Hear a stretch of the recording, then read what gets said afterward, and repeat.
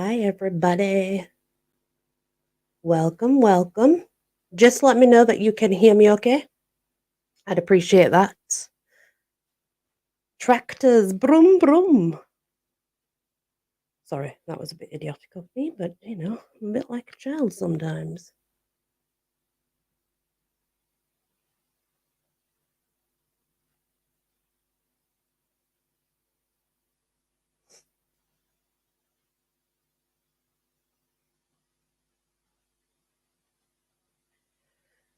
So, yeah, let me know that my sound is okay.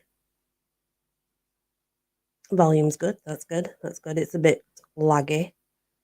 Right. So basically, as you know, my channel is for adults anyway, and these are meant to be dark fairy tales.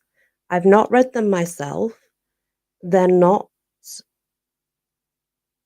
present, but wait a minute. Why do I need to wait a minute, Auntie? You don't need to come up or anything. It's just stories. So there's nothing to see. I'm in my pajamas, guys. Honestly, just BG and it's fine. Um, there are there's 17 dark stories, and I've not read them yet. They're meant to be dark fairy tales. They are not Brothers Grimm. They are not. These are actually not really out there to find very well. I've had to do a bit of researching. So we will get on with it and we will see how far we get. And you're more than welcome to pipe up and discuss what you think after the story, if you understand it. We'll find out if they are dark or not. Obviously, 16 plus would be advised just in case, but I've not read them myself, so I don't know. So the first story is Yarrow, Sturdy and Bright. The town's bells rang in a strange harmony, mourning the light and the last of dusk, and filling Yarrow's heart with fear. Tonight, at the rise of the winter moon, she would go into the woods. Tonight, she would find the tailor's son and bring him home. They would be together again, and there would be no darkness to fear. He had promised her on a summer's kiss that he would return in a month. He had held her hand so tightly that the thimble on his finger had pressed a small pattern into her skin. He had promised her that he loved her, but it had been a year and more. The summer was gone once again, and so too autumn. The world was covered in snow, trees plucked down to bony limbs by the bitter wind. She loved the tailor's son, his kind golden eyes, his quiet words, his beautiful, graceful hands. Yarrow knew she was not beautiful or graceful or quiet. Rather, she was sturdy and bright and strong, like the flowering weed that bore her name. But here, in this trembling moment between day and darkness, she did not feel strong, did not feel brave. Beyond the edge of the forest, with the wild mountain rising at its back, was a twisted magic.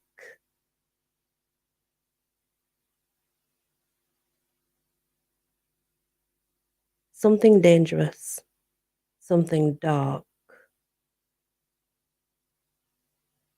I seem to have got a raid. Thank you very much. I'm not sure who it is, but I do appreciate it. The wild mountain had always made her feel safe, protected. But tonight it was a bitter shadow. A warning? Warning her to return to the little house where her mother and old auntie slept, return to the safe hearth of her grandmother. She was done waiting, done wishing. She was done with endless days without the tailor's son's laughter, his voice, his touch. She was done. She was done being alone. She pulled her grandmother's red cloak closer around her shoulders and stared at the forest's edge.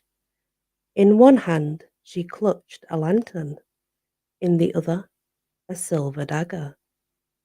Now, bear in mind, guys, she's dressed in red.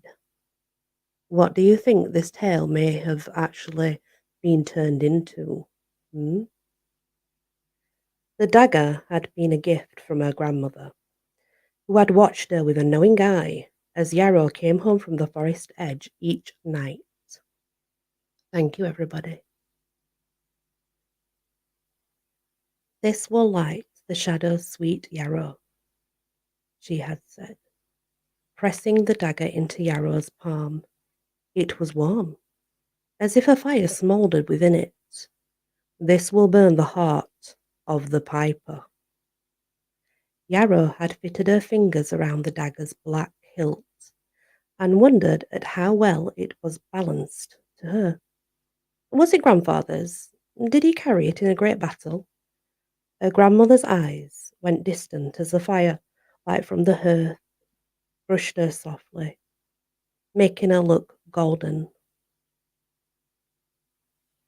There was more than memory in her eyes. There was steel. No, she said, I did. Yarrow saw then not an old woman before her, but an old warrior, strong beneath the creases and wrinkles of age. Patient, clever, and sad. We could not stop him then, the piper. Could not stop him from taking them away from us. So many. So many. What? Yarrow asked, aching for tales of the great battle she had only heard in whispered snatches. What did the piper take? Our children. Every child old enough to crawl, drawn into the night by his call, his music, and with our strong arms, our mighty shouts, our clever weapons, could do nothing to stop him, to break his song, to turn our children home. Bear in mind we now have two stories in one. Did you hunt him too? She asked, her pulse beating too fast. The forest is not too deep. It is not too dark. He didn't take them to the forest, dear Yarrow, her grandmother said. He took them to the mountain, and the mountain swallowed them whole. A shiver tripped down Yarrow's spine. The cosy hut suddenly felt cold, cold and dim. And still, her grandmother spoke. The piper is a wicked creature with wicked needs. No matter the gold we threw at his feet, no matter the riches and comforts we gave him, all he wanted, and all he hungered for, was our children's souls. He promised he would return when the stars fell from the sky, and his hunger grew great enough again. We have watched, we have waited, all these years. Yarrow held her silence, held her desperate questions. She did not want the truth stolen away, not stolen away by grandmother's regret. She wanted to hear the words no one in the town dared to speak. But finally, she could not wait. Did he return, the piper? Her grandmother shook her head, her snowy hair catching the yellow shadows of firelight. He never returned, just as our children never returned, just as the tailor's boy will never return. Yarrow felt fear scratch into the spaces between her heartbeats. You must find the tailor's son. Her grandmother gripped both of Yarrow's shoulders with strong, warm hands, or he will be lost forever. Perhaps he's still looking for the ivory key that will unlock the mountain and destroy the piper, Yarrow said, anxious for the comfort of hope. Perhaps he hasn't yet found the piper. Oh, child, her grandmother said softly. I am sure that he did. Other ways, he would be home. Tonight, the stars will fall. Tonight, The piper will slip free of the mountain and feast upon our souls. No, Yarrow said. I will find him, and I will stop him. Then you must promise me 3 things. Yarrow nodded, caught by the tears that pooled. They were just under her grandma's eyes. She had never ever seen her grandmother cry. From the fierce expression on her grandmother's face, she never would. Take the silver dagger, carry the copper lantern, wear a cloak the colour of blood. When you find the ivory key, you will find the tailor's son. He will also then lead you to the piper. That, then, you can cut out his wicked heart. The old woman rose and drew a folded bolt of riches, thick cloth from the shelf hidden in the corner.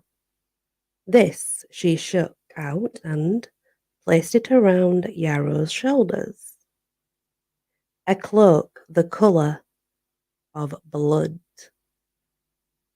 Feel free to drop your links, guys, and connect while I'm reading. You can totally do that. If you don't have a jacket, bear with me. I'll give you one when I've done this story. So now we have, bear in mind, we have a piper and we have a red cloak. There's 2 stories in one. How will I know the piper? Yarrow asked. By his voice, by the magic within it. And if he's silent, there is a mark upon his neck. Here. She drew one finger beneath her own chin, just below his jaw, a jagged scar that leads straight to his heart. How do you know? A glint of fire sharpened her eyes. Because I am the one who scarred him, and you, my child, must be the one who ends him. Her grandmother's voice echoed in her ears as she stood here now on the edge of the forest, where no paths could be found. Yarrow ached for the warmth of her grandmother's house, for the safety of her own room, her own bed. The bells had long gone silent, smothered beneath the weight of snow. The swollen yellow moon rolled over the edge of the sky. Here, in this dark night, here in this stillness, the moonlight seemed weak, a faint and far-away glow that did not quite touch the land, a light too fragile to break the deep darkness of the forest. Hi, Leah. She patted the crust of bread she had tucked in her pocket, and with a final glance back at the warmth and the safety of her town, of her family, of her home, Yarrow walked into the woods. The shadows were so still. Her own breathing sounded like an ocean. Her boots in the snow like sand sifting through waves. The lantern in her hand burned a pocket of light around her, but it was only bright enough to reveal a few steps ahead. Soon, she knew she was lost, but she did not stop. She could not stop. The shadows drifted near, then dragged away, as if the entire forest were breathing, as if her feet were its heartbeat, as if she were the only thing alive in the world. Until above her she heard the faintest of wings and the soft, hollow voice call out, "Who walks these woods of silence and darkness?" She held the lantern high over her head and saw a beautiful tawny owl with strange eyes, the colour of snow. I am Yarrow, sturdy and bright, a weed of the field. I am looking for the ivory key. The owl blinked, then tipped its head gently to the side. The ivory key is lost, but if you give me your cape to warm my nest, I will take you to one wiser than I. Yarrow didn't want to give away her grandmother's cloak. She didn't want to break her promise that she would wear it. But she had a sturdy coat beneath the cape, and did not fear the cold. She carefully unknotted the ties, and the owl flew to her, lifting the cloak away and flying slowly deeper into the woods. Yarrow followed, her lantern high. It seemed she had walked swiftly behind the howl for hours, before eventually they came upon a small creek that crinkled like hammered pewter. There, beside the creek, was a raven, black, feathers glossy, soft as summer's night. Its eyes were the colour of beetle wings. Who stands by this creek of frozen stone? It asked. I am Yarrow, sturdy and bright, a weed of the field. I'm looking for the ivory key. The raven strutted away from the edge of the creek, walking a full circle around her before pausing. It tipped its head the other way, black eyes piercing. The ivory key is lost. But if you give me your lantern that shines so pure, I will take you to the one cleverer than I. This, too, her grandmother made a promise to keep, but her eyes had grown used to the dark, and she didn't mind it, she didn't need it. She extended the copper lantern to the raven, who launched in a flurry of wings, clutching the lantern in its claws. Yarrow ran to follow the swift bird, the glittering light flittering just out of her reach, like the fair wisps of the ode, Will-o'-the-Wisps. Her breath came more quickly, her cheeks burned from the cold of night, and still she ran, deeper into the forest. Finally, they came upon a hollow tree, the roots of which were gnarled and black, covered in tufts of sponge green moss. There in the roots sat a rat, for the colour of fog, eyes glinting like wet agate. Who stops at my hollow tree? Asked Rat. I am Yarrow, sturdy and bright, a weed of the field. I am looking for the ivory key. The rat twitched its pink nose, long whiskers shivering. It scampered up to Yarrow's feet, then lifted on its back legs. One tiny hand softly braced her foot. The ivory key is lost. It's lost. But if you give me the bread in your pocket, I will take you to your heart's desires. The ivory key is my heart's desire. No, said the rat. There is something more you desire. Yarrow wanted to ask if it was the tailor's son, wanted to speak his name, but the shadows of the forest leaned in, breathing cold against the back of her neck. The silence was glistening. She gripped the silver dagger tighter, felt the heat of the hilt against her palm. The bread was all the food she had. If she gave it to the rat, she would surely become too hungry and weak to even find her way home. Still, she drew the bread out of her coat pocket and handed it to the rat. Here, said the rat, as it ran upon a tumble of boulders, each covering in thick moss and snow. Follow me, follow me.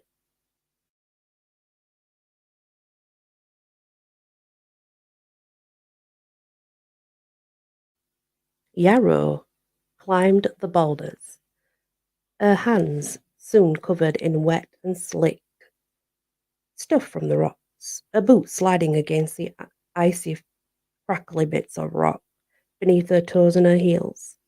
It was a tall pile of stones, ragged and old, as if tears of giants had fallen and frozen here at the mountain's feet. At the top of the pile, in front of the small opening, waited the rat. Only, and I mean only, in the full winter moon can this door be found, the rat said.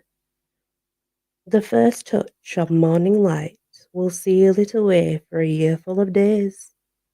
The moon had already travelled, right across the sky.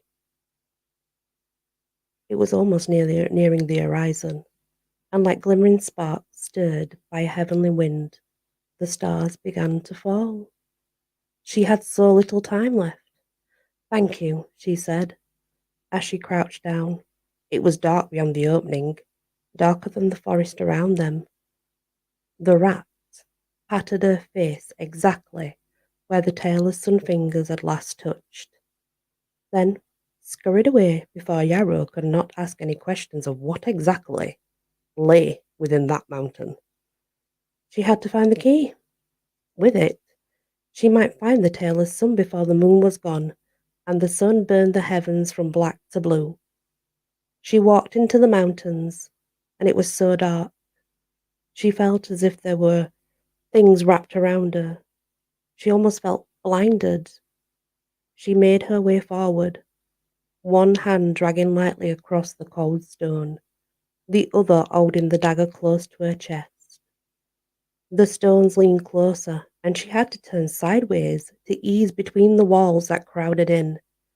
If she had been wearing her red cloak, it would have caught her. She would have been trapped. Instead, she slipped easily through the narrow opening. Her breath echoed back to her, a chorus of hush and sighs. Then the narrow passage opened in a small chamber, no bigger than her grandmother's hut. There was no light, but her eyes, so long without the lantern, had finally become used to the dark. If she had been carrying the lantern, she would be blind and could never have seen the truth of the place. The truth was horrifying. The walls were covered in bones, some of them small, some of them large. They were not all bones of animals, they were bones of people. At first, she thought the bones were draped in gauzy cloth that shifted slightly in the deadened air. Except the gauze was not cloth. It was the tattered souls of all the missing children of the town, lured away by the piper, swallowed by the mountain. All the ghost eyes watched her. All the ghost hands reached to her. All the ghost mouths moved with words barely more than a sigh, warning her, "Run, run away. The piper's hunger's your bones." But she did not heed the warning. In the centre of the room stood two figures. One was a slim, tall man with dark hair and eyes that glowed green. He wore a patchy suit that reminded her of her auntie's quilt, stitched of bits of bright-coloured fabric. In his hand was a pipe made of bone. When he brought it to his lips, the sweetest music she could have ever heard filled the whole room. It filled her head. It filled every breath of her lungs. And who are you, my brave child? The music seemed to ask. Who has come to hear my song? Hmm. Yarrow struggled to look away from the man. She wanted desperately to see the other figure in the room, the man she knew, as well as her own heartbeat. Yep. The tailor's son stood quietly. He didn't look afraid, only curious. He was not bound, nor he wasn't tied. His face was clean. The curl of his hair was combed. He wore the same coat, trousers, boots as she remembered him wearing a year ago, and yet he looked as if he hadn't aged. There was no age at all. He had not aged one day.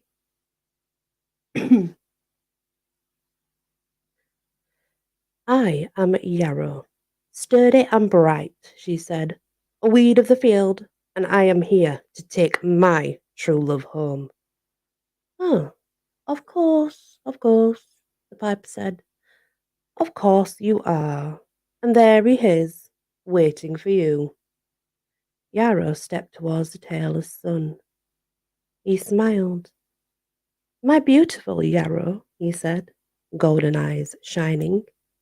Stay with me here, where the fields are green and the skies are blue. where summer never ends. I wonder where they are, guys, really. I think I know. The music played softly, and as the tailless son spoke, the chamber around them faded, and it became, instead, the visions of his words. Green fields rolled, with flowing flowers everywhere. Trees heavy with fruit offered perfumed shade. The sun shone warm between fluffy clouds. There were no bones nailed upon cold stone walls. There were only children, 100 or more, some of them small, some of them large, laughing, dancing, frolicking in the field. Stay with me, the tailor's son said again. His voice sounded odd, as if it was a flute playing. The children danced. By one and one tugged at her sleeve. Yarrow did not see laughter on the girl's face. She saw terror. She thought she could hear soft words on the breeze. Run, run away from the cursed stones. But the music played louder, and she forgot the terror. She forgot the words. We will marry, you and I, the tailor's son sang. Another child tumbled and rolled past her, his mouth formed around words she could barely hear. The piper hungers for bones. But the music played louder, and she forgot the warning, forgot the words. Take my hand, we'll be together forever. The tailor's son held out his hand, his eyes shining. Yarrow looked from his warm eyes down to his hands, familiar hands, kind hands, but there was no thimble on his finger. She had never seen him without the ivory gourd, never known him to put it away. A third child skipped past her, brushing her wrist as Yarrow felt a heavy heat burning in her palm.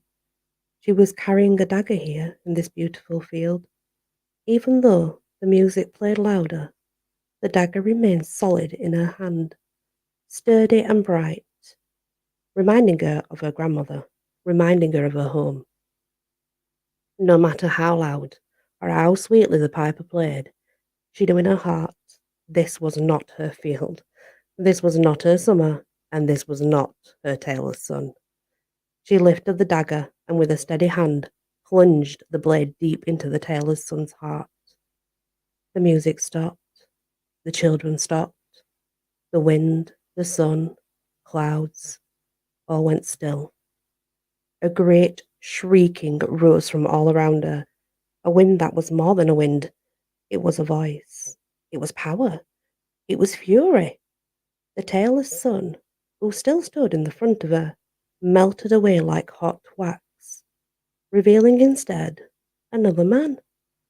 He was tall, ragged. A thick white scar carved a path from beneath his chin towards his heart. He was the piper. A flute of hollowed bone clutched in his hand. Off at a distance, the other man, who had looked like the piper, he wavered and changed in the sight. So familiar her heart caught. The tailor's son. You are nothing, the piper hissed, his eyes glinting green, pupils long and narrow like a snake's, or maybe a demon's. You are no one. You are nothing but a weed in the field. I am brave and strong and alive, Yarrow said, just like a weed in the field, and I am your end. The final fragments of the piper's illusion shattered. She was once again in the deep and dark cavern, once again surrounded by the walls, hung with bones, souls pinned in tatters against them. The piper's blood pooled around the dagger as drops fell to the rocky ground. They hissed, and they caught the stones on fire. With each drip of blood, the ghosts against the wall began to move, unfastening themselves from their bones like buttons sliding free of holes. The ghosts surged forward, surrounding the piper, pulling, pushing, snarling. They fed their bones like dry kindling into the fire at his feet. And the piper screamed. Yarrow fought her way through the weavering ghost, fought her way through the smoke and the fire filling the small cavern. The piper screamed and screamed as the fire devoured him whole. She had to find the tailor's son. Her eyes watered, her lungs hurt from the sting of the smoke. She knew she would have to leave the mountain before the fire burned her up. She knew Dawn was moments away from sailing the mountain for another year. Just then, she felt a warm hand grasp her own. Familiar fingers threaded through with hers. On the other end of one finger was the cool, heavy piece of an ivory thimble. Yarrow, the tailor's son said. His voice was rough and unused from a year trapped in the mountain. Run! Yarrow held tight to his hand and ran, guiding him through the narrow corridor, through the dark of the cave, and then out onto the pile of rocks. Smoke gushed out of the cave as Yarrow made her way down the stagger of stones. She glanced back only once, and saw the ghosts of all the children flying free from the mountain, their laughter and joy like bells shivering in the star-tumbled night. The tailor's son followed her down the boulders. He did not once look back, his hand locked tightly with her own. When they reached the forest floor, she finally turned to him. He looked tired, thin. A year trapped inside the mountain had taken some of the light out of his eyes and the blush from his cheeks. But when he smiled at her, she knew with her heart that he was indeed the tailor's son. I'm sorry I broke my promise, he said. I'm sorry I didn't return. I know, Yarrow said. Now that I've found you, we can make new of our promises. Yarrow looked around at the trees. Even though Dawn was just grinning to bring back the light to the sky, she was still lost and didn't know how to find her way through the forest. There, the tailor's son said, pointing with one hand. He would not let go of her other hand, slotted closer with his, that she could feel his heartbeat. Breadcrumbs! Oh boy, another story. Breadcrumbs. Mm. The breadcrumbs had been dropped by the clever rat. If she had not given the rat her bread, she would have never found her way through the forest, and would be lost. They followed the trail through the forest as dawn rose, and the bells of the town rang out in jubilant harmony. The wise owl and thoughtful raven winged above them like almost announcing royalty. All the ghosts followed in their wake. The town rejoiced at their return, and a celebration was held to honour the children who had been lost. The ghosts attended the celebration. Families finally reunited after long, long years. There was dancing and singing and music, though no one played the pipes. The stories were told, memories shared, loving words given and received. Yarrow watched, her heart full, and her grandmother, old aunties, her friends. They laughed and danced with the spirits of whom they had never stopped loving. Before they left, the ghosts promised they would return in a year to celebrate with their families. Yarrow did not know if her heart could be happier, but it was not yet the happiest time.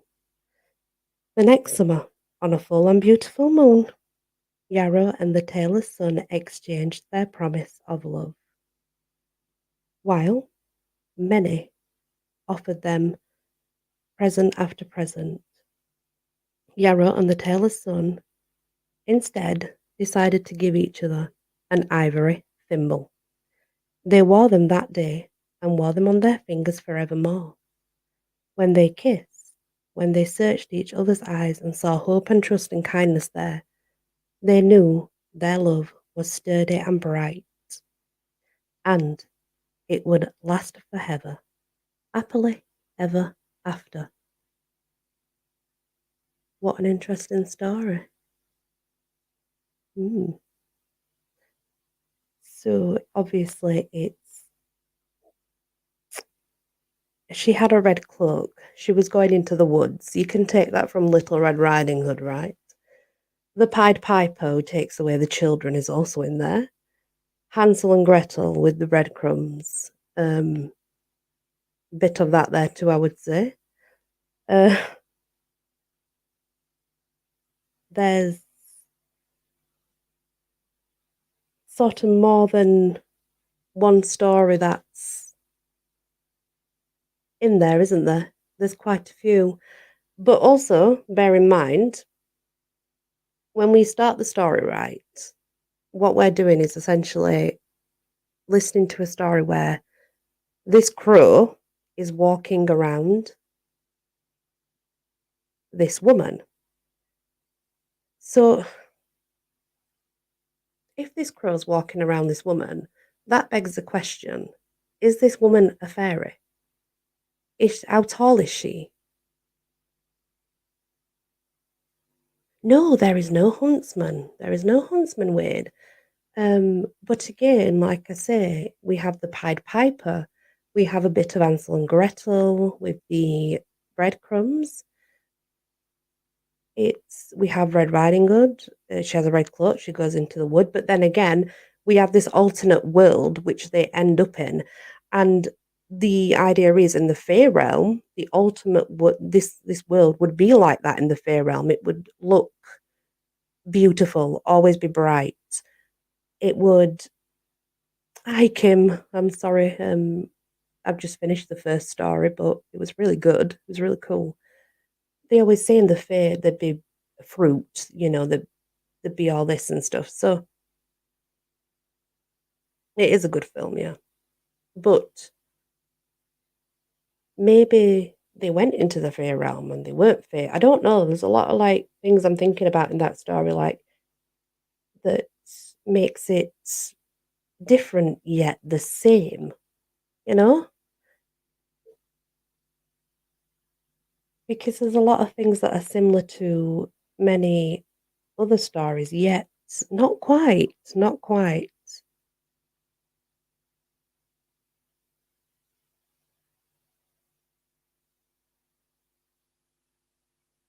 What do you think, guys? Do you think they were fairies? Or do you think they went to the Fey world? I don't know. Let me know if anybody doesn't have a jacket and I will get you one. It's been a while, Kim, yeah? It's been a while. I mean, essentially, they are dark fairy tales. So if the dark fairy tales, then they're probably going to be based somewhat on the fairy realm, I would think. I need a drink, guys. My throat is dry.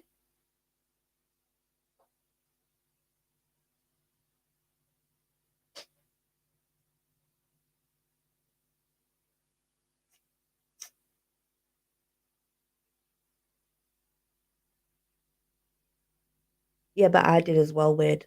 I was the same. I did just what you did too. So,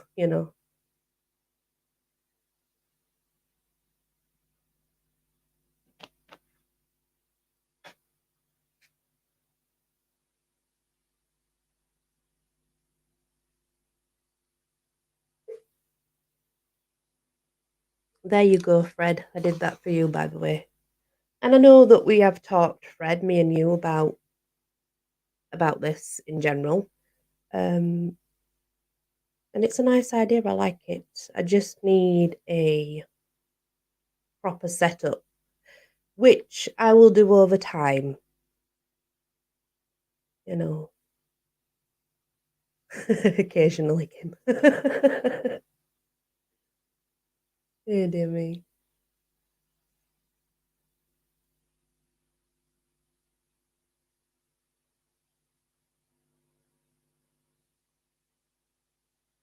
You're welcome. You're welcome, Fred.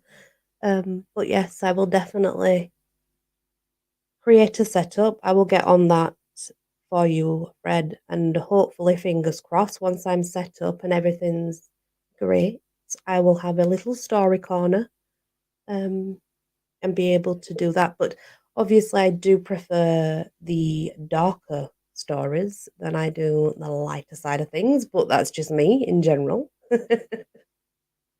I am in my pajamas, so I apologise. If you can hear noise, it's my silk dressing gown that's being annoying on my microphone.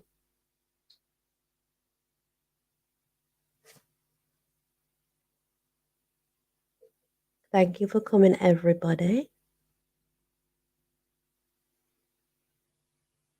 Yeah, there's plenty more. There's plenty more with pretty cool. But the thing is, as well, when you think about it, the only reason I like these stories is because they are different. They are not the normal stories. These are not Brothers Grimm stories, but still at the same time, they have this twist to them. And it's just, I like them so much. I prefer a story like that than one that's like, oh, we go, we get married, everything's good, and we're happy, you know? Because I know that later on in this book, there's actually somewhat original Beauty and the Beast, and I can assure you, it's nothing like what you think. It's nothing like what you think.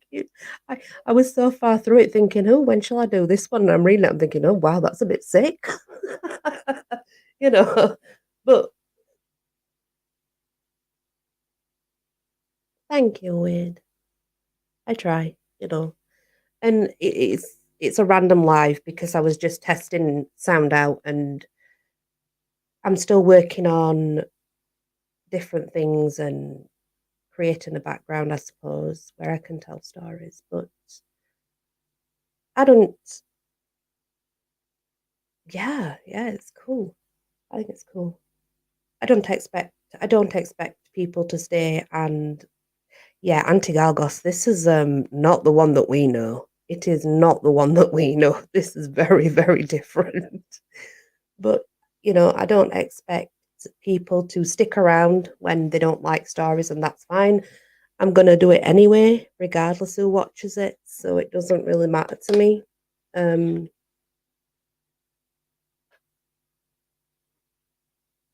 it's just you have to remember that I have to also do videos that are not singing because I'm always getting CPR. So, I need something else as well so that it cuts that out.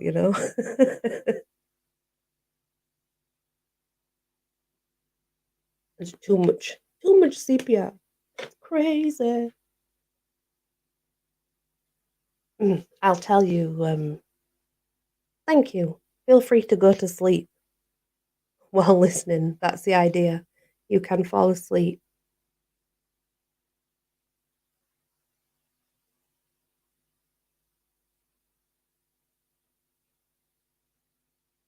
So the stories to come are the Fey Horse, the Queen of Frost and Darkness, Bones, Magic After Midnight, Dance with the Devil, No Gifts of Words, The Grim Brother, Beauty Inside Beast.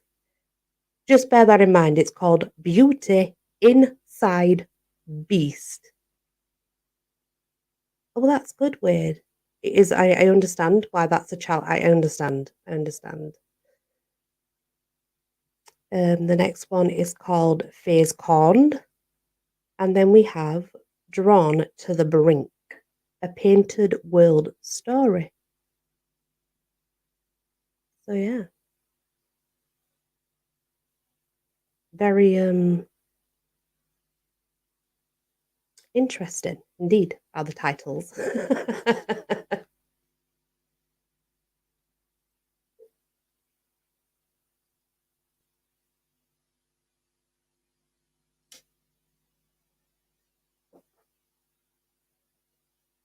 I apologize if you can hear idiots outside revving the cars up. You see, what happened is spring came, and when spring comes, all the boy racers start going brum brum because they think they own it all, and they're just going round in the little chuffing Nova. Mm. It's like, no, that doesn't work. Yes, you can just type wisteria in the chat and it will drop your link. Yeah, exactly, Auntie Melina. That's what it's called. Beauty inside the beast, which does not sound pleasant.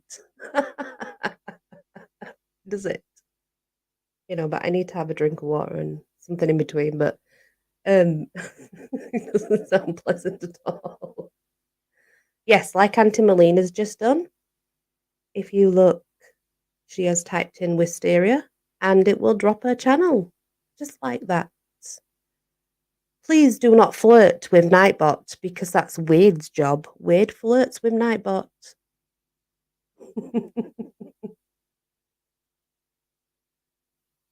But you're all right. You can just BG. It's fine.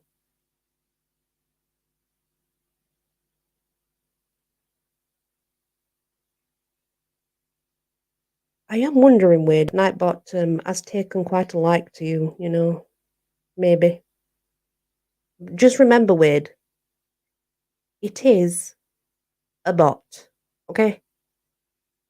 Aaliyah, slap him round the ear. Get him, Aaliyah.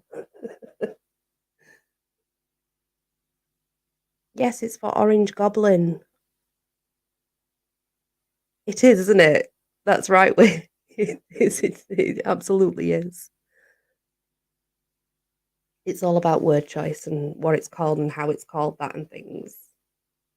But when I read, I have to wear my glasses anyway. There's no way that I could read without my glasses, I don't think now. Maybe when I was younger, it was a lot easier, but as I've got older, I found that, um, you know, cherry 2000 a bit when it's dice.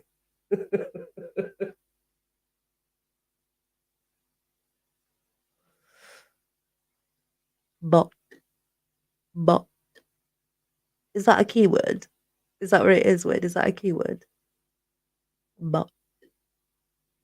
Yeah, I do, Kim. There's no way that I would probably read without my glasses. I have to wear my glasses. And then I hate showing my face on camera because I know people are going to take the piss. But hey ho, you know, that's just how it is. That's life, isn't it?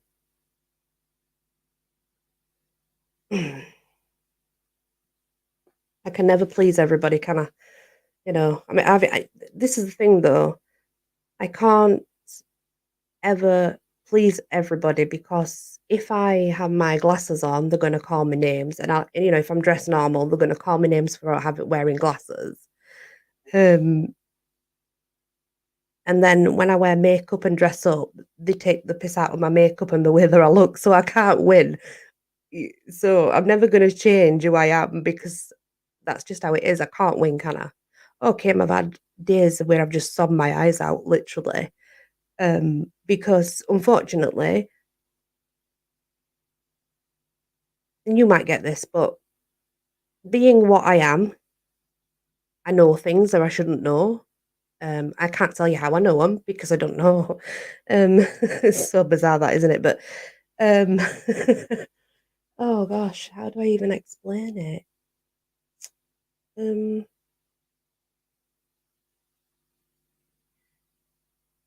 being what I am, I feel things and I know things without realizing how I do, but I just do. And um,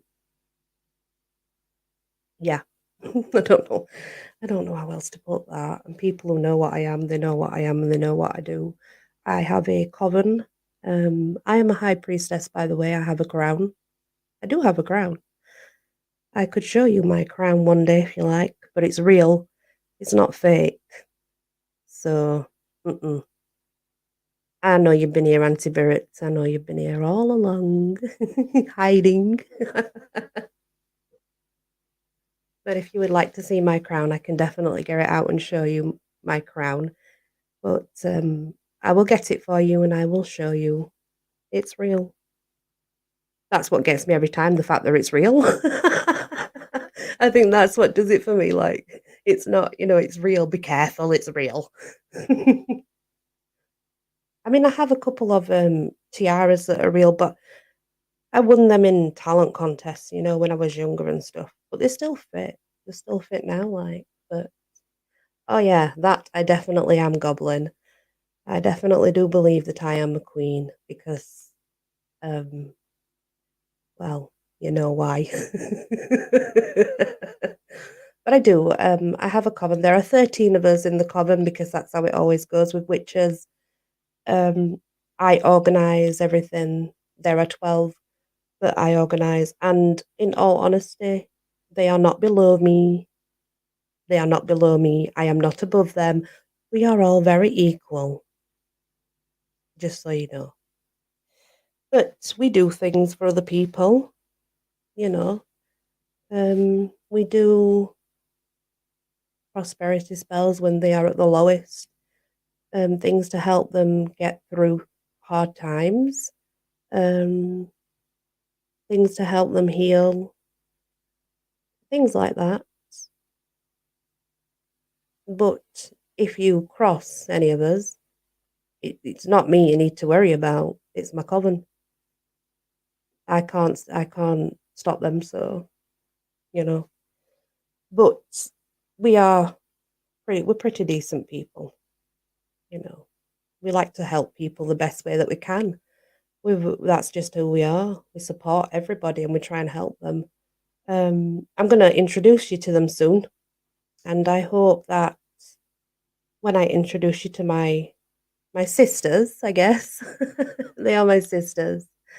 Um, I hope you'll like them. I do. Um, they are different, like me, but that's okay. That's okay. They are very much like me, guys. They really are. Very supportive, always in the background, watching. And they always say, there's this saying about a lone wolf, like, oh, well, that's a misconception. That do you know that lone wolves do not survive in the wild? They die.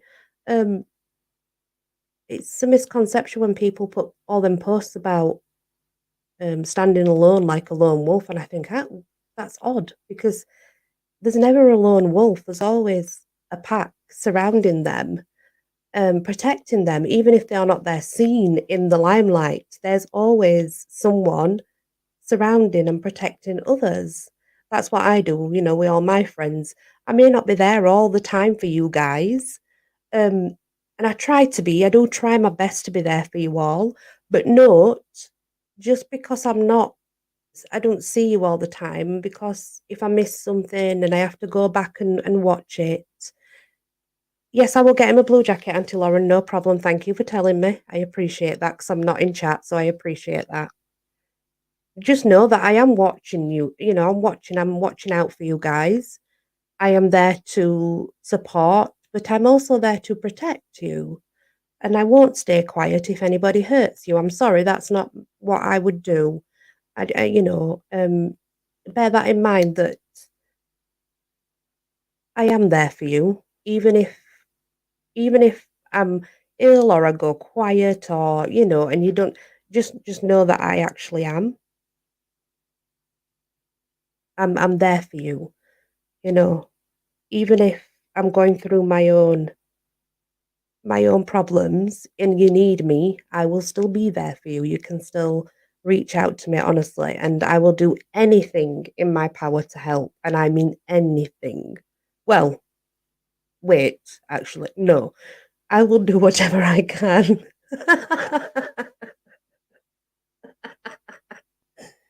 I best not say that, have I?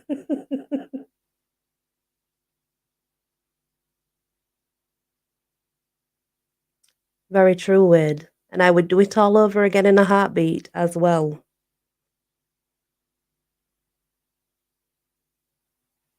I would do it all again in a heartbeat. You are now blue, Rich. I apologize. I can't see the chat. I wasn't on my actual. I can see it, but I can't see who's blue and who's not. Yes, Wade, I did. You are right. And like I say, I'd do it again in a heartbeat.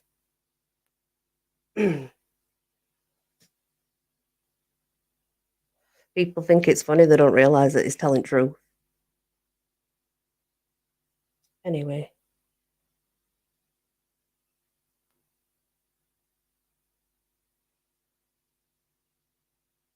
Yeah. Wade's awesome. That's why. And besides Wade, I'm not being funny, but it were well deserved what I did for you anyway, because you did not deserve it. You know, I can understand if someone deserves it, that's fair enough. But you did not do, you didn't deserve any of it. So it just made no sense to me.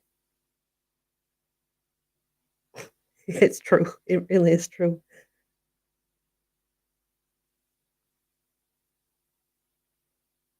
Okay, guys.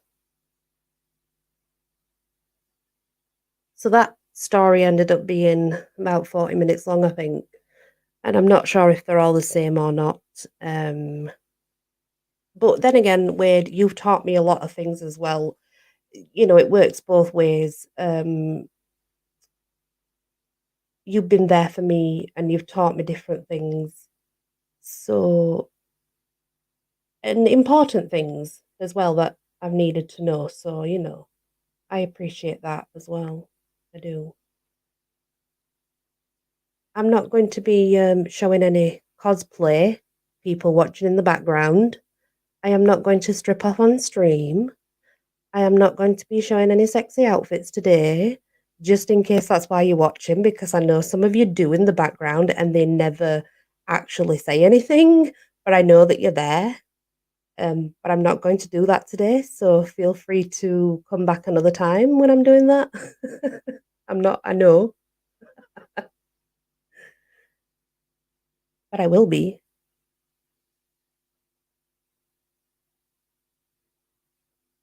Sunshine on a rainy day. Greg! Yo, Greg!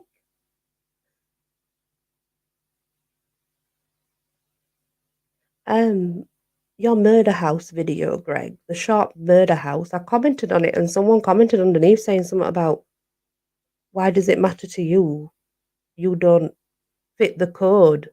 Why does it matter to you? You don't fit the code. That's what they put, Greg, and I don't understand what they mean because I've never watched Dexter. So I ain't got a clue. What's it mean?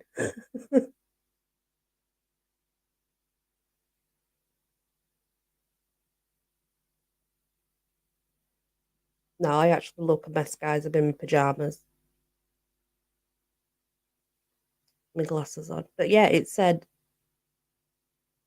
because I was joking, Greg. What I put, I think, was, what did I put on your comment now? Um, oh gosh. Oh, I put something like, phew. It's not, I put like, oh, thank you, Greg. So kind. But you don't have to do that. I thought I'd turn that off actually. I didn't. I need to work out how to do that. Thank you ever so much, though. I appreciate it. And I promise that once you are in the same category as I, you will get the same as Wade. And you'll be surprised at my donations. Let's just say that. But Dexter had a code that he only take.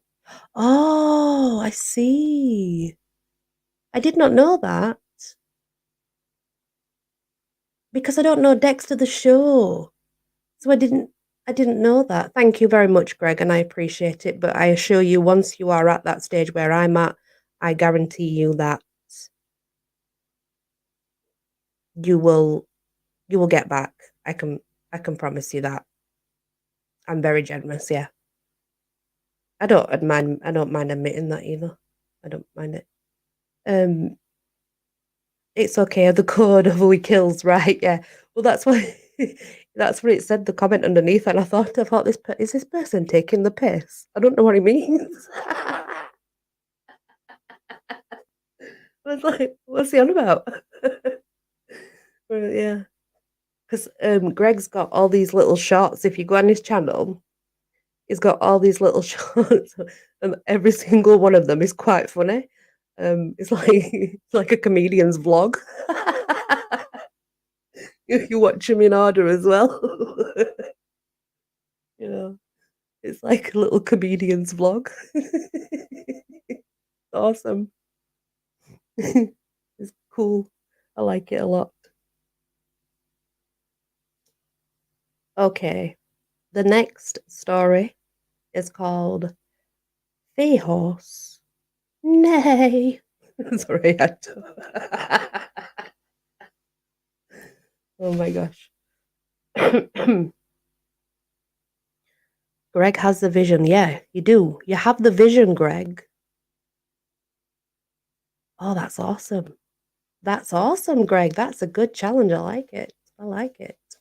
Because there's no way that I could do a challenge. I couldn't do that every day.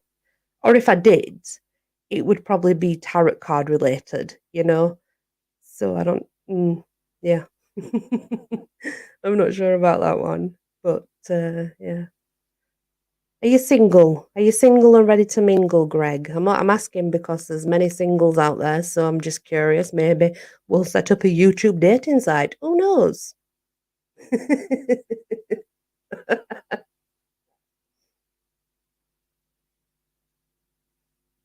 Thank you, Beth.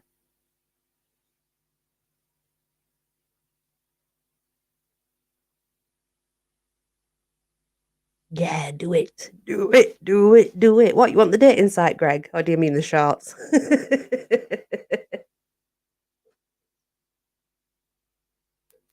Well, I'm asking Rich who's single and ready to mingle. Not me. I'm ugly. Nobody wants me. I'm a dog. Yeah, it's complicated. I know the feeling. Ain't that life? That's just life, isn't it, mate? It's complicated. Right, exactly. Yeah, yeah, it's complicated. Yeah, no, go, Kim, honestly. Go, it's fine. You know what I'm like when I'm talking to people. I'm a bit of an entertainer and I like to go on and on and on and on and on and on. Okay.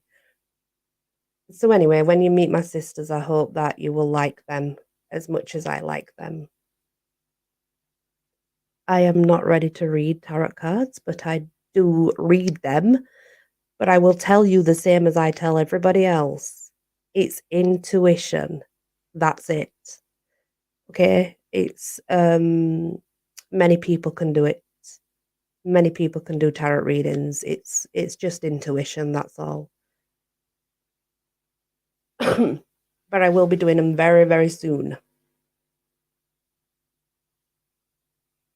Okay, so this is called the Fey Horse. So obviously it is a Fey related story.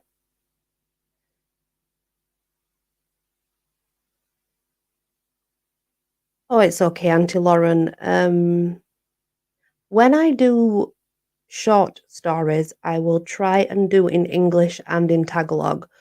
These are a little bit longer. So don't worry, Rich, I'm screwed too. I'm same. I'm just like, nah, nobody will want me now. You know, I'm getting old and stuff.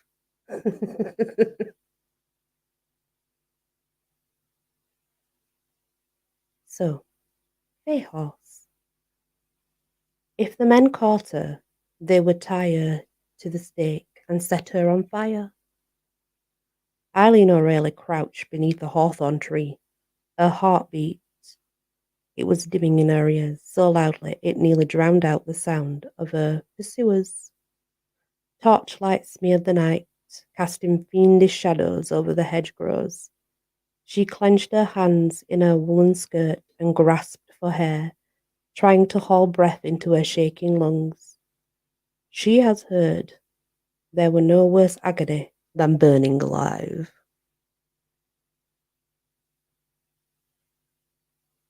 I'll never give up, Rich. I'll never give up. Just like Jack said, I'll never let go.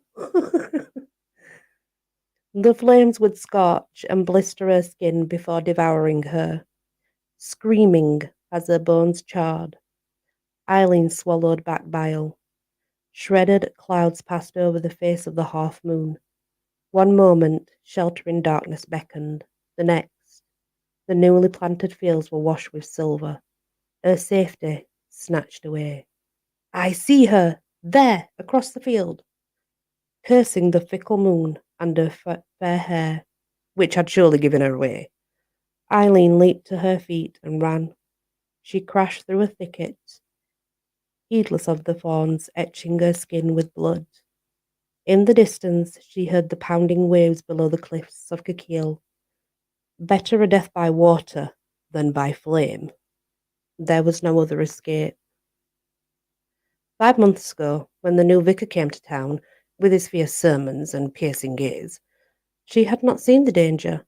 She had lived in the village most of her life, first as an apprentice to her aunt, then later taking on the duties of herb woman and midwife. But Reverend Dyer sowed fear and superstition, the easier harvest to reap than clarity and charity and love, to be sure. Eileen stumbled, falling to her hands and knees in the soft soil. Get up, keep running. She must not give in, though her side ached as if a hot poker had been driven through it, and the air scraped her labouring lungs. There's no escape, witch, the vicar's voice said, deep and booming over the fields.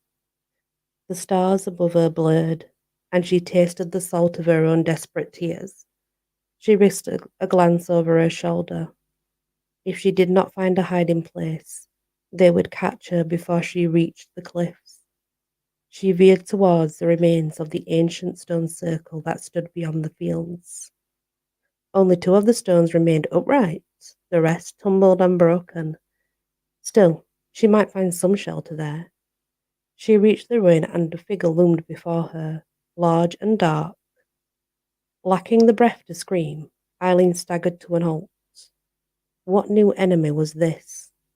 4-legged, and blacker than the shadows. It let out a soft whicker. A horse, untethered, with a rope halter dangling from its neck.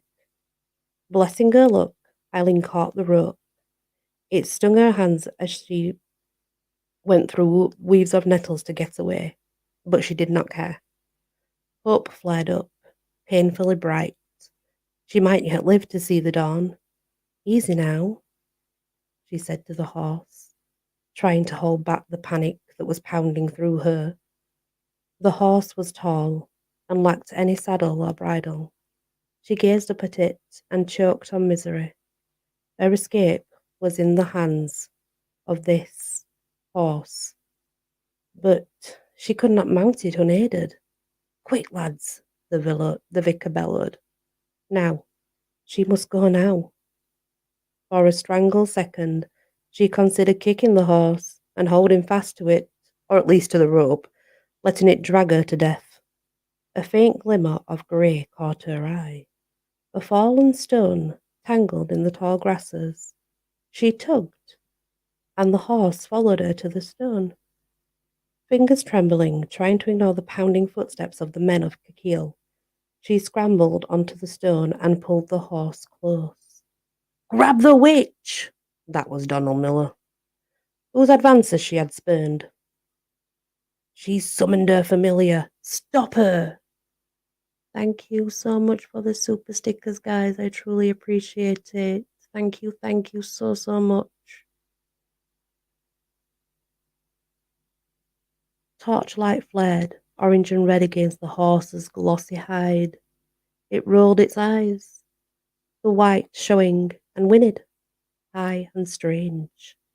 The men were almost upon her. With a cry, Eileen tangled her hands into the horse's mane and heaved herself up. A devil's steed! Catch it! Oh my god. So she gets on a black horse and instantly she's a witch with a devil's steed. Mm.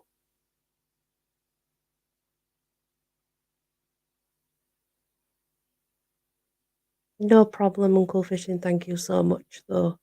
And that's absolutely fine. I don't expect people to stay. It's fine, honestly. As if only waiting for her to mount, the horse leaped forward, hemmed in by the men. It let out a shrill whinny and rose up, hooves flashing. The coarse mane cut into her palms as she clung there, half falling. She must not slide off. The horse stamped. and fainted. She heard the thunk of hoofs on the flesh, and the two of the men cried out in pain. Then they were they were through, bowling past the grasping hands and shouting curses. Eileen held on as the jolting pace smothered into a gallop and the cries of the men grew distant. Slowly her breath returned. The stark edge of her fear blunted. She had escaped, for now. But what of Aidan? His name was a knife through her chest. Did her true love still live? When young Sean, the village simpleton, had come to tell her that Aidan had fallen into a fever, she gathered her herbs and charms and raced to the cottage he shared with his mother.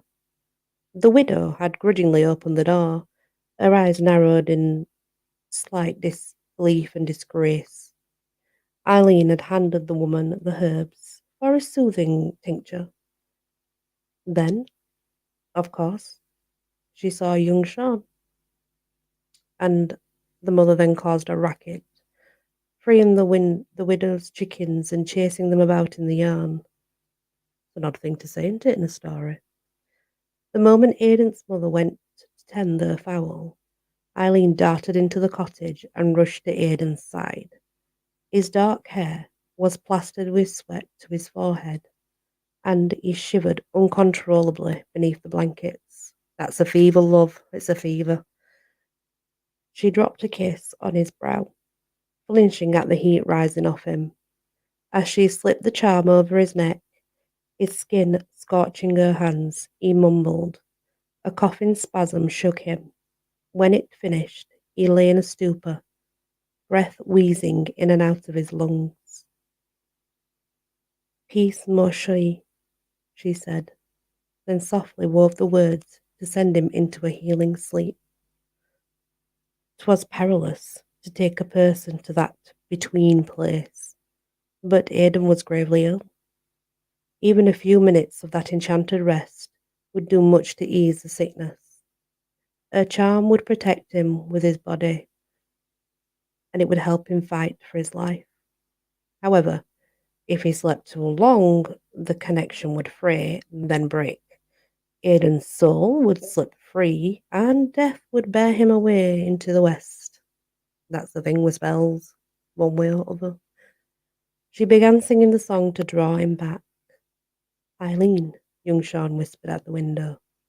Reverend Dyer is coming, fetched by the widow.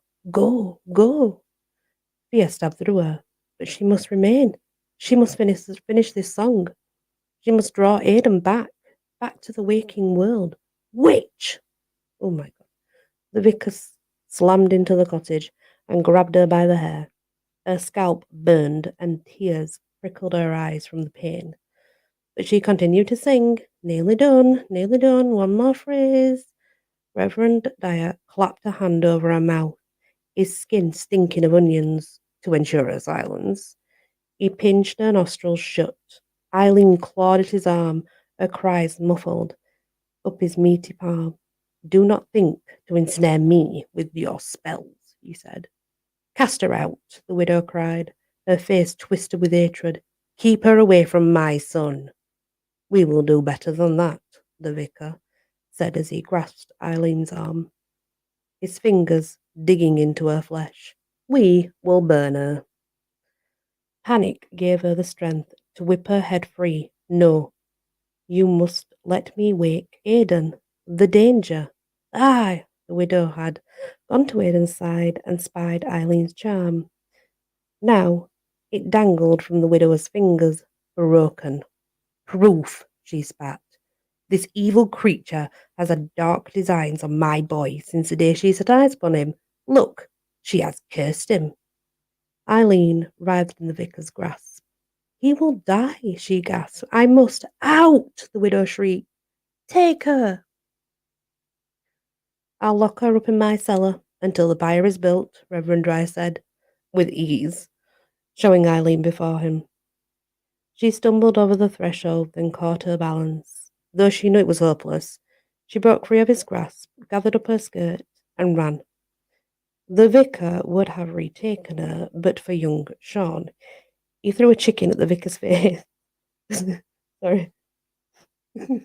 He threw a he threw a chicken at the vicar's face, granting her precious time to pelt away from the yard.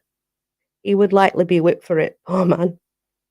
Now Aidan's spirit was in terrible danger. It was spinning out into a mist. She must return. She must go back to the village and wake her beloved before it was too late.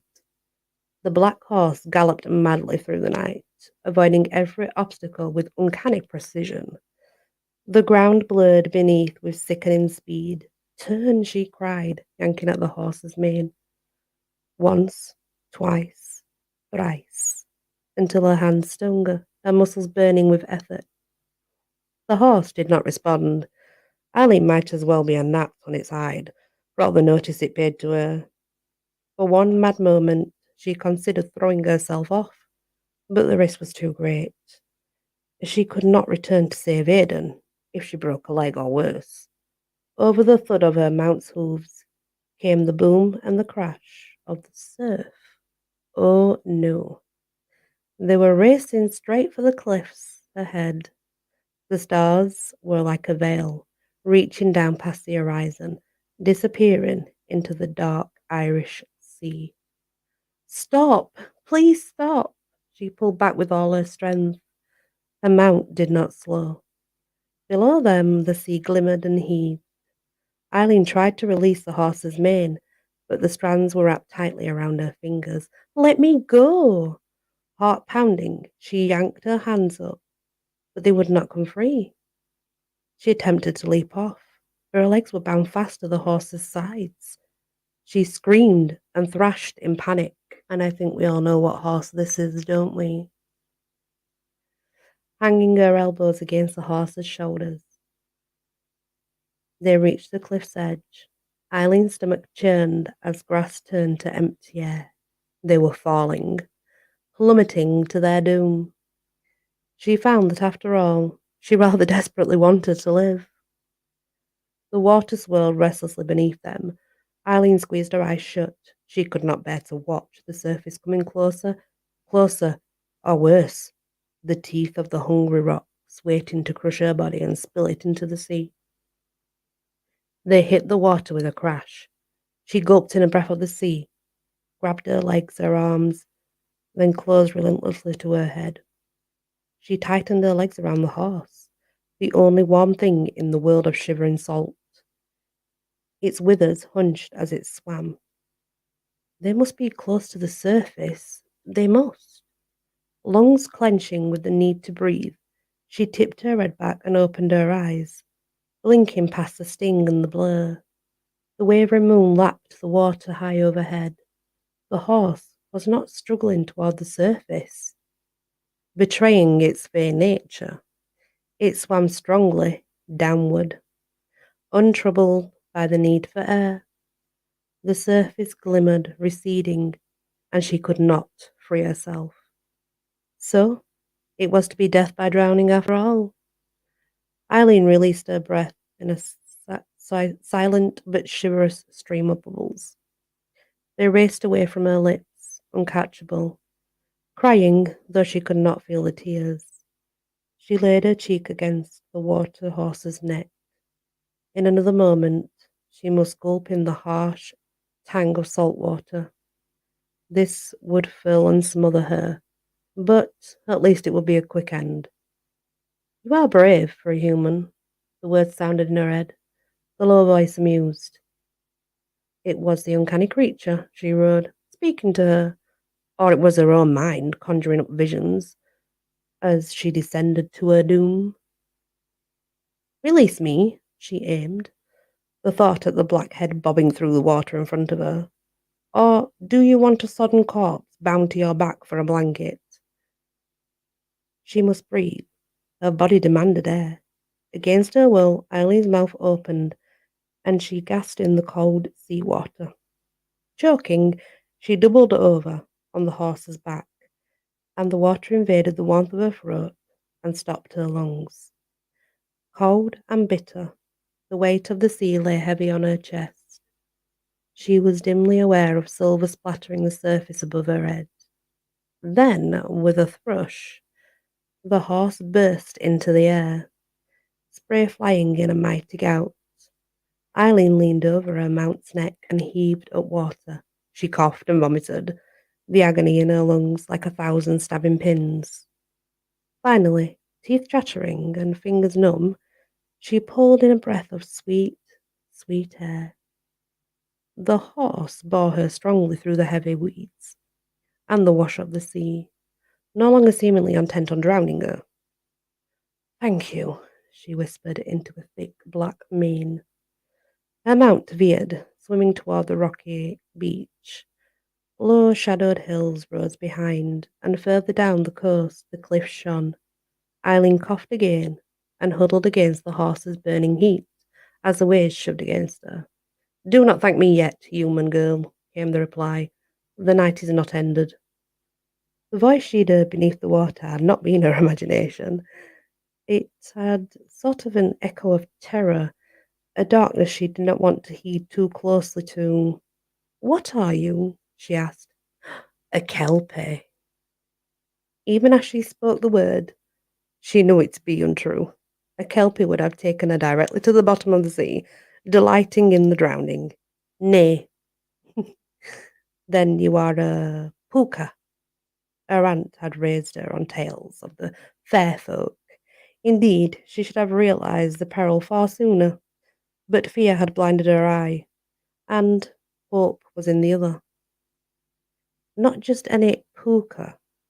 I am Throm shredder of sanity, waker in the night. The longer you remain astride me, the more of your mortal soul will lose you. You should have chosen drowning, girl." Eileen shuddered, cold to the marrow. Better to be trapped on a kelpie's back. But no. She set astride the nightmare. She might live to see the dawn, but only for a madwoman, of course, and she'd been chased by stones and suspicion from the village, so anything was possible. She cackled, almost like a lunatic. The mare strode up from the sea, hooves clattering against the stones of the beach. Overhead the half-moon shone, a bowl of whitest milk. At first the air seemed warm, but in moments Eileen's skin prickled with goose flesh. Her hair hung in a saggy plait down the back, and salt water dripped in her face, stinging her eyes. "Will you let me go?" she asked, despairing at the answer. "Shall I?" The mare's voice was ice and midnight all at once. "I might climb into the stairs and release you there, high above the earth. For a short time, you would know what it's like to fly." The copper taste of desperation flavoured Eileen's mouth. Indeed, she rode a dreadful creature, but she was not dread. Not yet. She was not dead, sorry. Not yet. Possibilities, sharp and painful, brought her upright, her mind racing.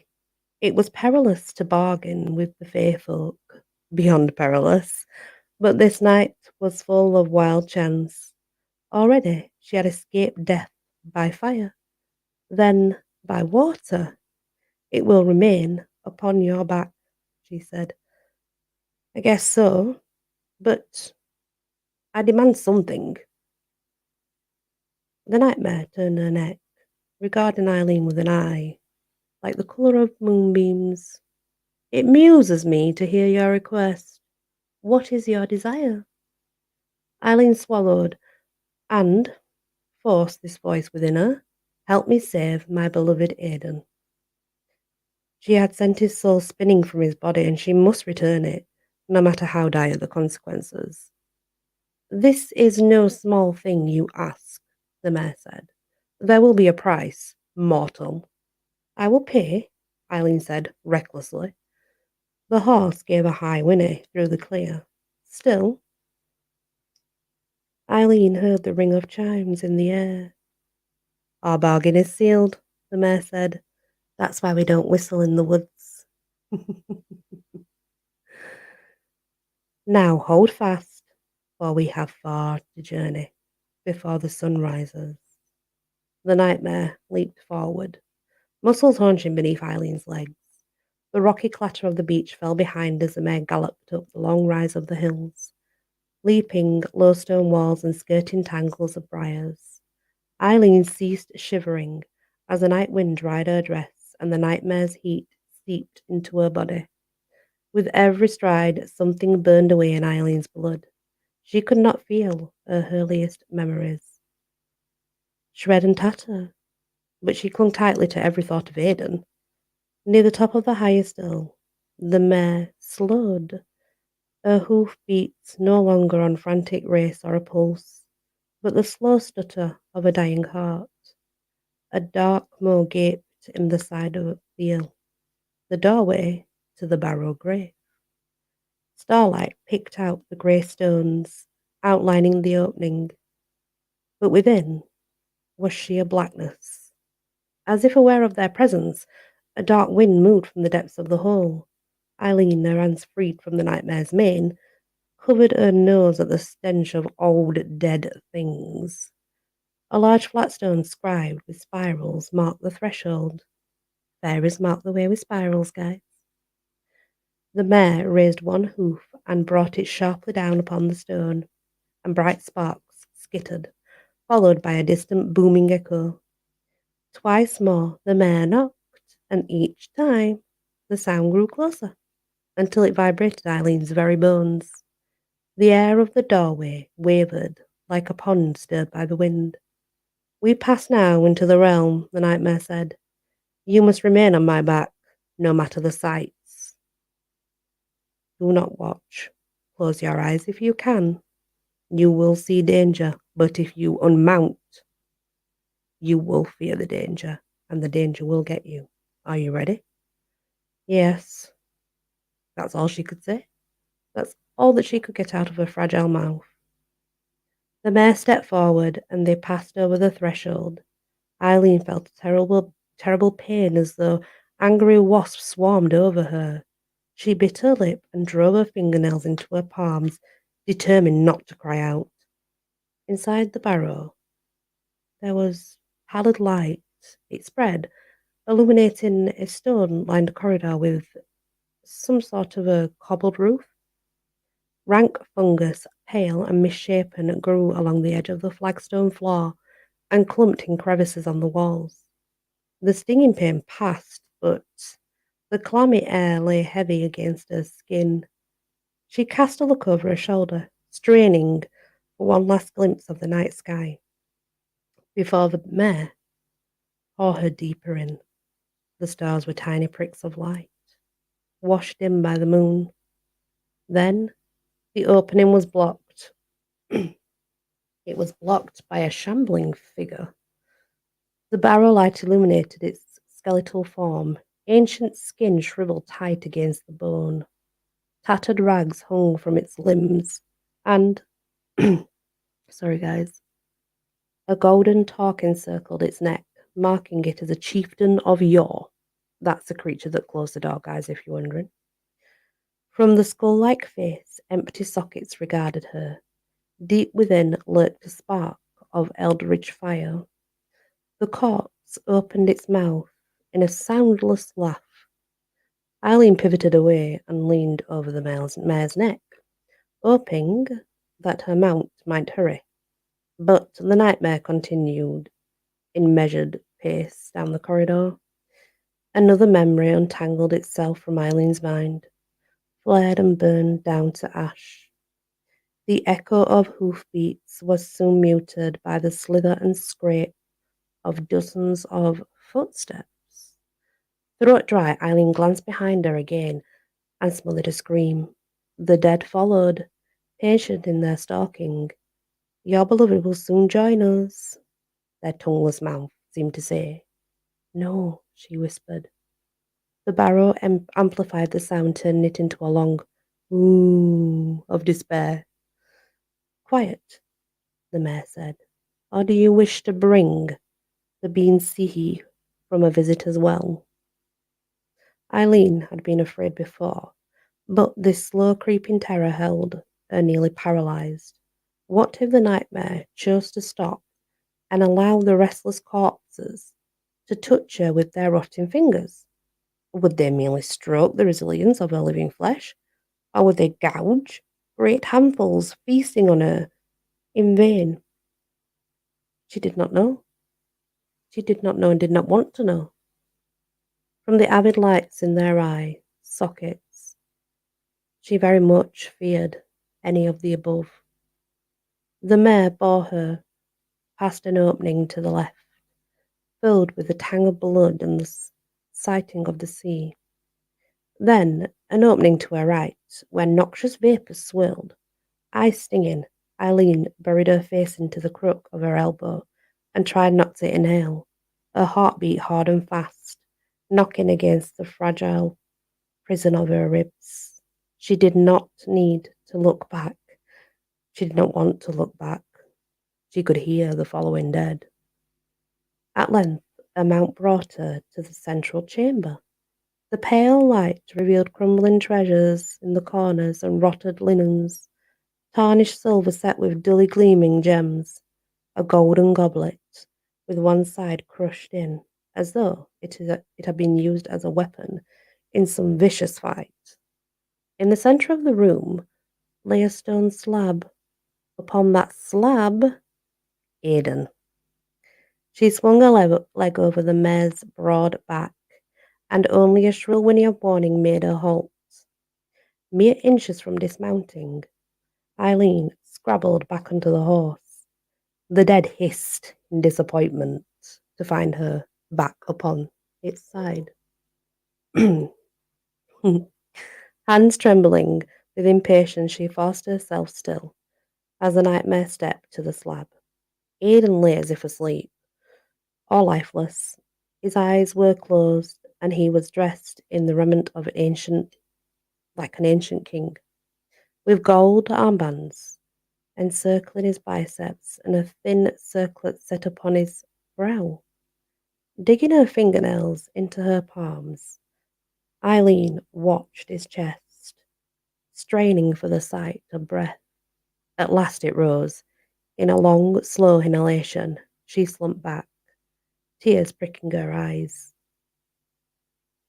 Sorry, guys. Oh my gosh. He lives. Not for long, the mayor replied. You may step down now, but stay upon the marble verge. Should your foot touch those flagstones, you will be lost, and your love as well. Eileen slipped down, placing her feet with very care. She cupped Aidan's cheek. Wake, beloved, she said. He made no response. Aidan, please wake. She shook his shoulders and shook him gently at first, then harder, as he continued to be in this enchanted slumber. Aidan did not wake.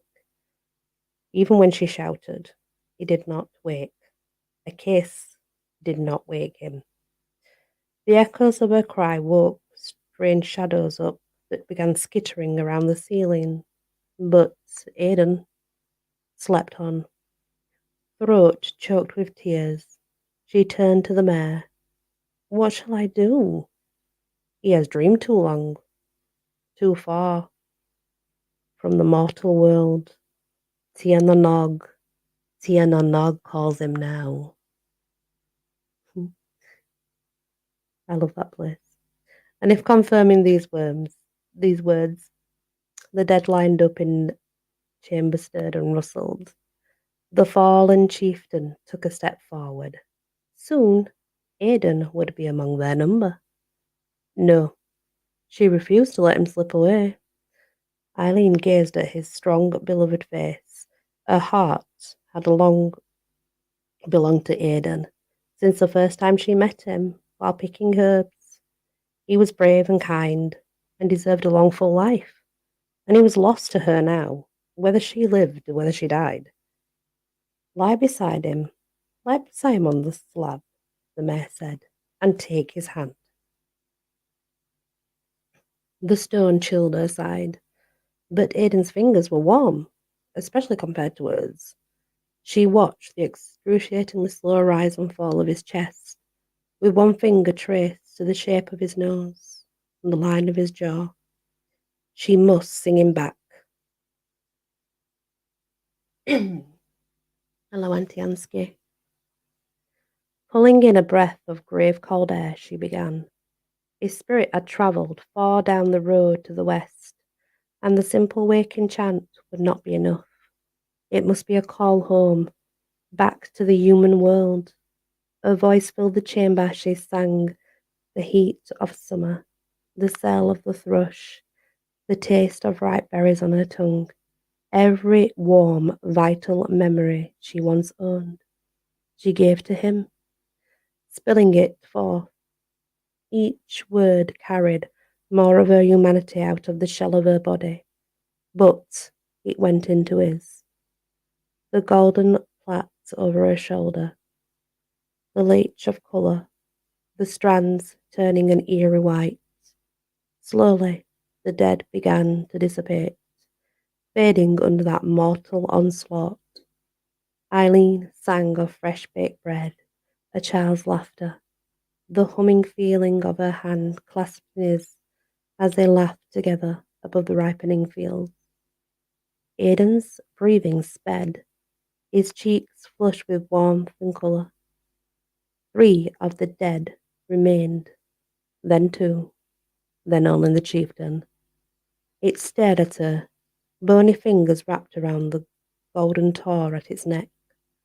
The cold malevolence of its will dampened the song and chilled the air to ice.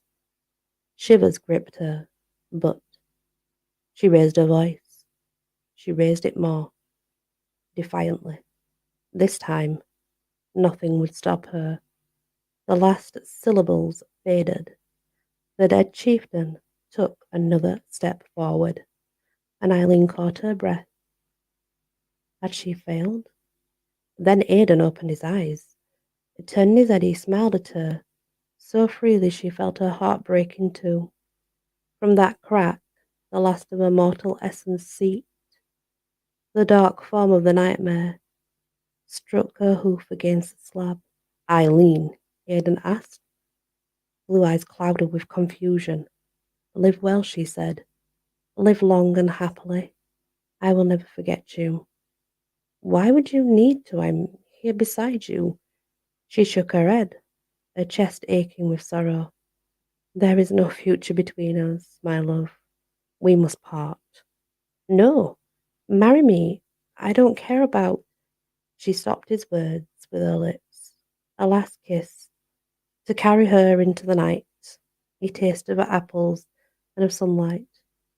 Everything now lost to her. The dead chieftain howled, the mare's hoof boomed against the stone, and between one heartbeat and the next, Aidan was gone. Weeping, Eileen bent forward onto her knees.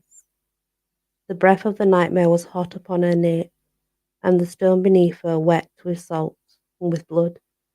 Yet she remained. Wondering, she sat and lifted her hand, curling her long wraith-like fingers. Had she a mirror? The reflection would bear little resemblance to the human features she once had before. The price has been paid, the nightmare said, and I have a new rider. Come. The far wall of the burrow clattered down to reveal a night rich with shadows and starlight, and a wild fey wind that called to them to ride. Eileen, that was rose from the stone, her body hollowed, nearly weightless, freed of memory, freed of hope. She mounted the black horse. Together they flew forward into the sweet, sweet dark. The end.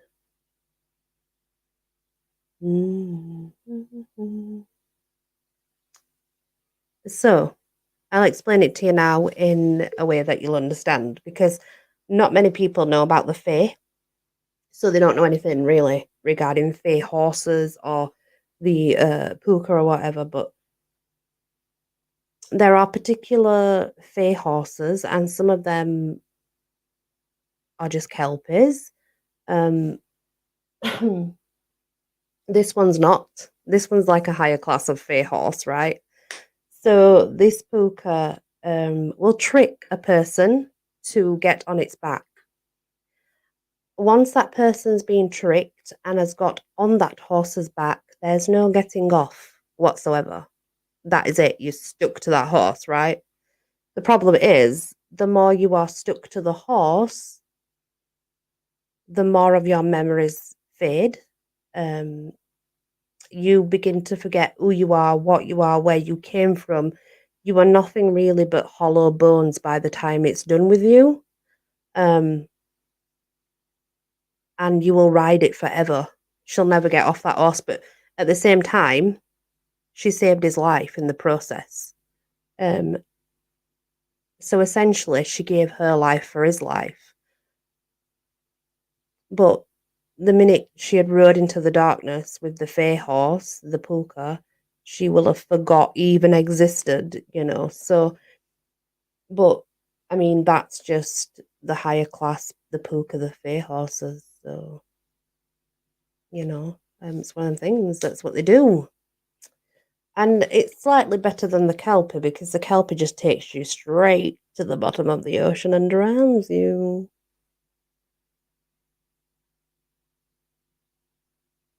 No horses, no carousels. Exactly, Wade. Be careful. But you have to remember, she was accused of witchcraft, so she was running away from being burnt alive.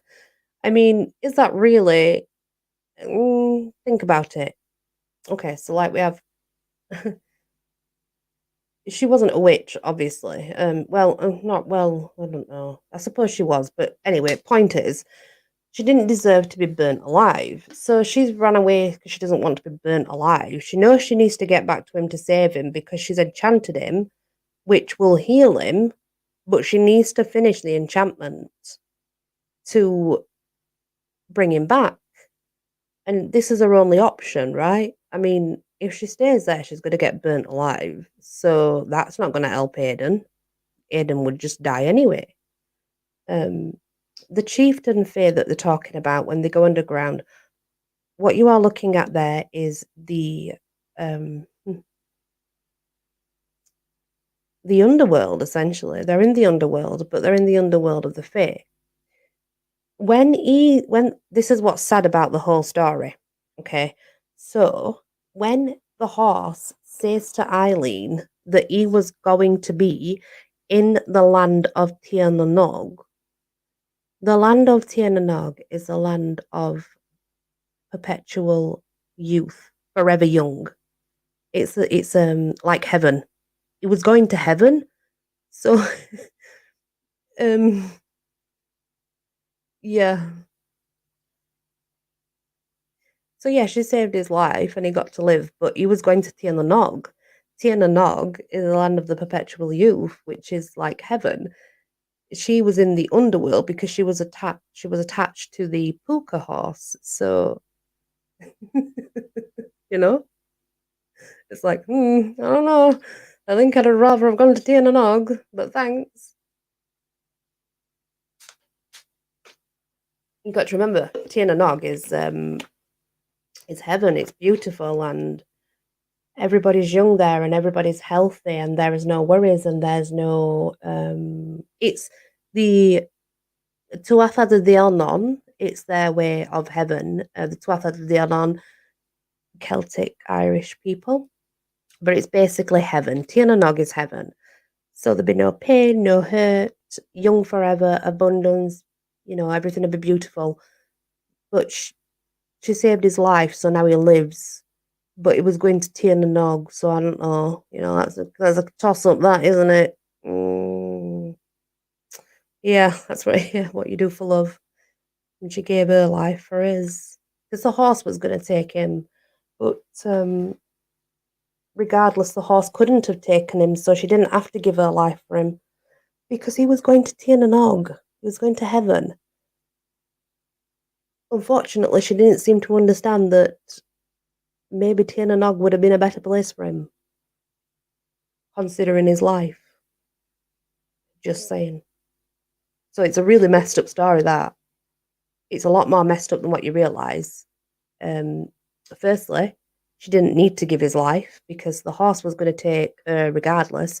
It could not take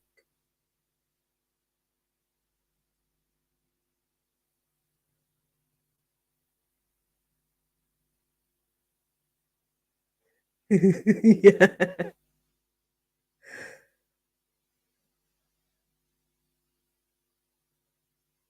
Aiden,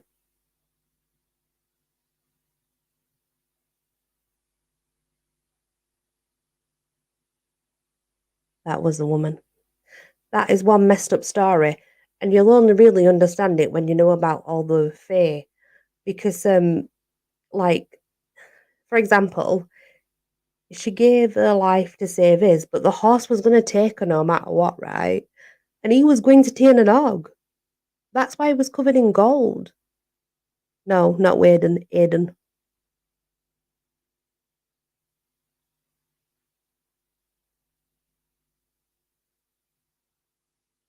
No problem, Wade. You did hear it correct, yeah. But yeah, it's a messed up story. It's a messed up story, that story. Highly. I just finished now. I'm ending it now. I've only done 2 stories, which is long enough. Um, but yeah, if you know, yeah, if you know the fear, that story is really messed up. It's not good at all. It's hmm, yeah, it's a messed up story. She didn't have to do any of that, right? And that's why he was covered in gold. Remember, this guy's come from an old cottage, right, with nothing. He's laid on a slab and he's covered in gold because he's going to freaking heaven. You know? But hey, messed up. Yeah, yeah, yeah. There's a lot more to come, guys, but I'm ending it here now. I'm done. I hope that Wait.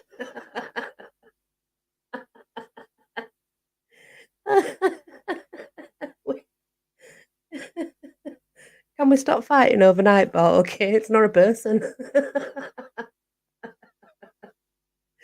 Oh my gosh. Anyway, thanks guys for listening. Thank you, Fred. It was for you. Anyway, Fred, I did it for you. You asked, and this is like my first attempt before I'm set up properly. So I hope that it was okay for you, Fred, and I hope you enjoyed it. I do. So yeah, guys, thank you all for being here, and I'm not showing off.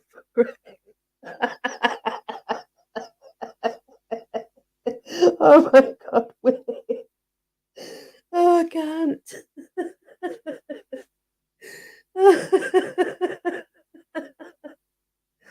Oh, awesome, awesome. I'm glad you liked it, Fred. Because I do, my people, if they ask me, will you do this video for me? I don't say no. I'll say I will absolutely try and do this. Um, I take everybody's ideas on and I just give it a shot. That's all we can do, right? I look a mess. I'm in my pajamas, but just to prove that I do look a mess, I'll show you.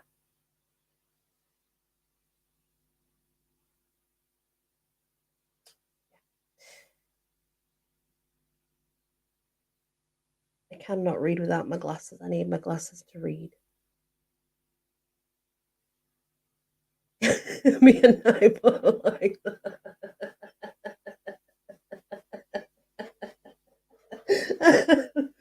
Oh dear Lord. Crazy.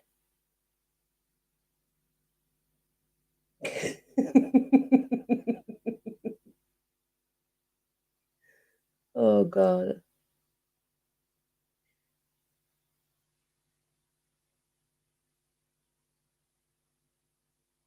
That's what you can hear when it goes against the microphone with it being silk.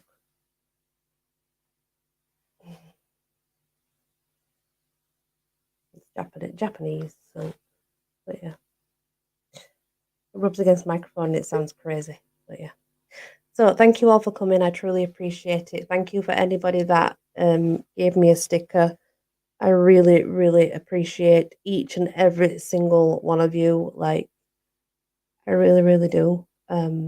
I really want to thank you all so, so much, even for just stopping in and saying hello. I feel blessed that you even just do that. So, um, I really thank you for anything at all. I'm humbled, very, very humbled. Touches my heart every time. It really does. So, all right, Greg, gosh, look at Greg shouting at me weird, isn't it? Bye. What's it? Oh my God, Greg, why are you shouting at me? Don't shout at me. I'm your friend. Bye. Thank you so much, Auntie Galgos. Thank you. I appreciate it. Thank you very, very much. Like I say, I'm very grateful and very humbled. Even for you just coming is enough for me. I never expect anything off anyone. Oh, got you. It's like he was shouting at me. Yeah, like that. As I was telling me off for. So yeah, I do appreciate it, everybody. Like I say, even just stopping by is great, but thank you all so much for the stickers. It's truly appreciated. And hopefully you'll get twice back in return because I do believe that's how it works. I think when we give, we receive. It is. It's quite a controversial story. You see, you understand, Leah. You get how controversial that story is. It's so messed up. But yeah. Good night, everybody. Thank you all for coming. I hope you enjoyed. And once again, obviously, I am truly grateful.